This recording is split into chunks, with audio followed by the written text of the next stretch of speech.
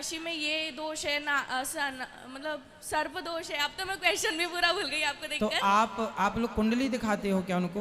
कुंडली तो नहीं दिखाते हैं, बट मतलब वो हमारे घर पे पहले से ही आते हैं। तो एक बार कुंडली दिखाई थी तो उन्होंने ऐसे ही कहा आपके इसमें सर्प दोष है, और बहुत सारे दोष बताए उन्होंने, 2-3। तो आप लोग दिखाते क्यों हैं? अच्छा। भाई जब कोई दिखाएगा, आप डॉक्टर के पास जाएंगे ना तो कुछ ना कुछ बता ही देगा वो आपको।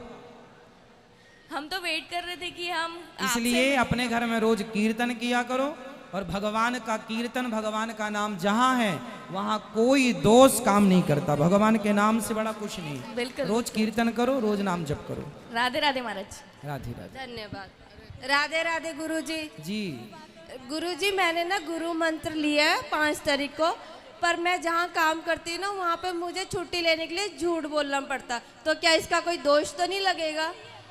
अच्छा, झूठ किसके लिए बोलना पड़ता है? छुट्टी लेने के लिए। और छुट्टी लेके क्या करते हैं? जैसे धाम में आना होता तो मुझे, या कहीं पे भी जाना होता तो मुझे झूठ बोलना पड़ता। सच बोल के मुझे छुट्टी नहीं मिलती है। सच बोल के क्यों नहीं मिलती छुट्टी? वो फिर बहुत क्वेश्चन करते हैं। तो बोल दो वृंदावन जा रहे हैं। वो फिर वो कहते हैं ये ढोंग है, अरे तो इसलिए वो मानते ही नहीं। वो सरदार लोग हैं, सिख है, वो इन चीज़ों को नहीं मानते, और मैं इन चीज़ों को बहुत ज़्यादा मानती हूँ। चलो कोई बात नहीं। यदि झूठ भी भगवान तक पहुंचा दे तो वो झूठ सच से बड़ा है। यदि ईश्वर की प्राप्ति के लिए झूठ बोला गया तो क्यों, वो सच ही है। स्वार्थ तो नहीं है कि हम भगवत प्राप्ति के लिए बोल रहे हैं, इसलिए ठीक है। राधे राधे गुरुजी। राधे राधे। मेरा ये प्रश्न है, जब राम जी अयोध्या से लौट कर आए थे तो इसलिए जब दिवाली मनाई जाती है, तो फिर लक्ष्मी जी और सरस्वती गणेश जी की पूजा क्यों होती है?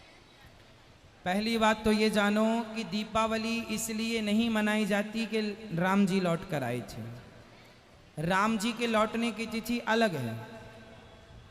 अब दीपावली क्यों मनाई जाती है आपको पता है? दीपावली राम जी लौट कर आए।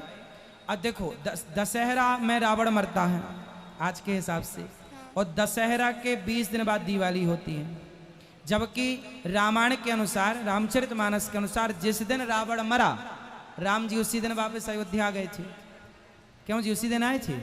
जिस दिन राम जी रावण को मारते हैं उसी दिन राम जी वापस अयोध्या आते हैं, है ना? क्योंकि 14वें वर्ष का आखिरी दिन था वो, जब रावण मरा। यदि एक भी दिन लेट हो जाते तो भरत जी मर जाते राम के वियोग में।